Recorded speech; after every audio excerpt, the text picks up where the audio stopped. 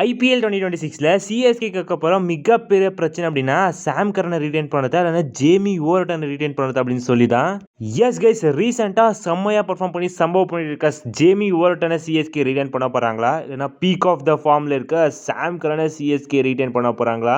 யார் ரீடைன் ஆக போகிறாங்க, யார் ரிலீஸ் ஆக போகிறாங்க, இதை பற்றி இந்த கம்ப்ளீட் டீட்டெயிலில் பார்த்துக்கலாம். அண்ட் கைஸ், சிஎஸ்கே ஒரு தரமான சம்பவம் பண்ணுறதுக்கு ரெடியாக இருக்காங்க. இந்த ஒரு மான்ஸ்டர் ஃபாஸ்ட் பவுலர் எடுத்துன்னு வந்து இவரோட போலிங் பார்த்து ஆப்போனன்ட் பேட்ஸ்மேன் எல்லாம் கதறதா போறாங்க. யார் இவரு, இந்த ஸ்பெஷல் டேலண்ட் பத்தி இந்த வீடியோல கம்ப்ளீட் டீடைல்ல பார்த்து நமக்கு வாங்க வீடியோக்குள்ள போலாம். ஸோ ஓகே கைஸ், இப்போ நம்ம அப்படியே ஸ்ட்ரைட்டாகவே சாம் கரன் ரீட்டைன் ஆகணுமா இல்லைனா ஜேமி ஓவர்டன் ரீட்டைன் ஆகணுமா அப்படின்னு சொல்லி பார்த்துடலாம். ஸோ இதுக்கான சிம்பிள் ஆன்சர் நீங்கள் சாம் கரன் அப்படின்னு சொல்லலாம். இல்லை கைஸ், இங்கே ஒரு பெரிய ட்விஸ்ட் ஜேமி ஓவர்டன் கொடுக்குறாரு. ஜேமி ஓவர்டனோட ரீசெண்ட் ஓடிஐ பர்ஃபார்மன்ஸ் 3 மேட்சுமே இங்கிலாந்து கொலாப்ஸ் ஆக தான் போகிறாங்க. அந்த மாதிரி நிலைமையிலேருந்து ஜேமி ஓவர்டன் தனி ஆளாக இங்கிலாண்டை காப்பாற்றிருக்கிறாரு. அண்ட் கைஸ், அவரோட பேட்டிங்கை நீங்கள் பார்த்தாகணுமே, சிச்சுவேஷன்ஸுக்கு ஏற்ற மாதிரி சரியாக விளையாடுறாரு. ஈவன் போலிங்குமே நல்லா போட்டாரு. ஸோ அப்படியே சாம் கரன் கிட்ட வந்து அப்படின்னா T20ல excellent performance with the bat. Sam Curran கலக்கிட்டு இருக்காரு. 100ஸ்ல இருக்கட்டும் அண்ட் சிஎஸ்கேக்கு லாஸ்ட் விளையாட மேட்சாக இருக்கட்டும் அண்ட் இப்போ இங்கிலாந்துக்கு விளையாடிட்டு இருக்கட்டும், கவுண்டி விளையாடுறதா இருக்கட்டும், செம்மையாக விளையாடிருக்காரு சாம் கரன்.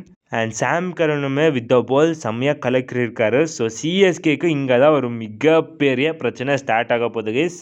ஸோ 2 பேருமே சிஎஸ்கே ரீடைன் பண்ணி போயிடலாம் அப்படிங்க சொன்னீங்கன்னா, இது அப்படி சிஎஸ்கே போனாங்க அப்படின்னா சிஎஸ்கே எந்த ஒரு ஸ்டார் ஃபாரின் பிளேயர்ஸு கண்டிப்பாக ஆப்ஷனில் எடுக்கிறது ரொம்ப கஷ்டமாக மாறிடும். ஸோ கண்டிப்பாக சிஎஸ்கே ஒரு பிளேயரை கண்டிப்பாக ரிலீஸ் பண்ண போகிறாங்க. அது யார் இருக்கிறதுக்கான வாய்ப்பு இருக்குது அப்படின்னு இப்போ நம்ம பார்த்துடலாம். ஃபஸ்ட்டு இப்போ நம்ம ப்ராக்டிக்கலாக யார் சிஎஸ்கே தேவைப்பட போகிறாங்க, சாம் கரன் தேவைப்பட போகிறாரா இல்லை ஜேமி ஓவர்டன் தேவைப்படுறாரு அப்படின்னு பார்த்துலாம். ஸோ ஃபஸ்ட்டாக ஜேமி ஓவர்டன் கிட்டேருந்து ஸ்டார்ட் பண்ணலாம். ஜேமி ஓவர்டன் கண்டிப்பாக சிஎஸ்கே பேட்டிங் ஆர்டரில் ஸ்ட்ரென்த்தின் பண்ண தான் போகிறாரு. பிகாஸ் நம்மளுக்கு லோவர் ஆர்டரில் பார்த்தீங்கன்னா ஒரு 6 ஹிட்டிங் பேட்டர் கண்டிப்பாக தேவைப்படுறது. அதை ஜேமி ஓவர்டன் கம்ப்ளீட்டாக ஃபுல் பண்ணுறாரு. அந்த அதர் சைட் சாம் கரனை பார்த்தோம் அப்படின்னு பார்த்தீங்கன்னா, சாம் கரனால் ஸோ லோவர் ஆர்டரில் வந்து 6 அடிக்க முடியாது. ஸோ சாம் கரன் ஜேமி ஓவர்டன் கூட ஒரு பாயிண்ட் கீழே வந்துடுவார்.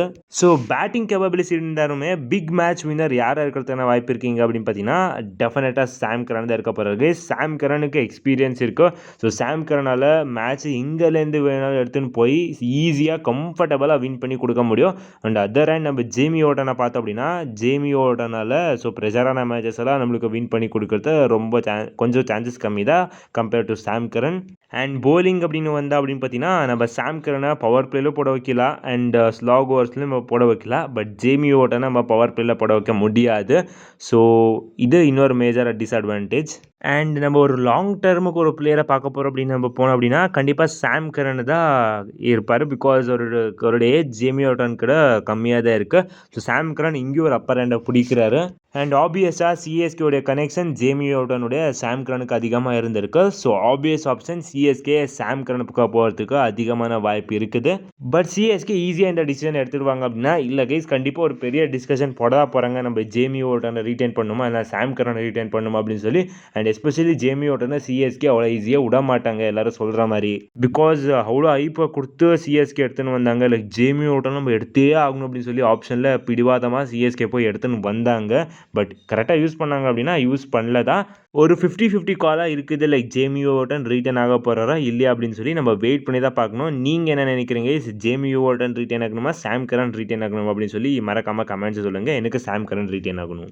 ஸோ ஓகே கைஸ், இப்போ நம்ம அப்படியே ஸ்ட்ரைட்டாகவே சிஎஸ்கே கொண்டு வர போகிற ஒரு மான்ஸ்டர் ஃபாஸ்ட் பவுலர். இவரோட போலிங் பார்த்து கண்டிப்பாக ஆப்போனன்ட் பேட்ஸ்மேன் எல்லாம் கதற வைக்க போகிறவரோட போலிங்கை வச்சு 2024-2025 ரஞ்சி ட்ராஃபியோடைய செகண்ட் ஹையஸ்ட் விக்கெட் டேக்கர் இவர். அண்ட் இன்ஃபேக்ட் துலீப் ட்ராஃபியில் 4 balls 4 விக்கெட்ஸ் தூக்கி இருக்கிறாரு.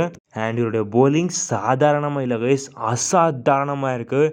இன்ஃபேக்ட் இந்தியன் டீமோடைய one of the future strong கண்டிஜென்ட்டாக இருக்க போகிற போலர்ஸில்.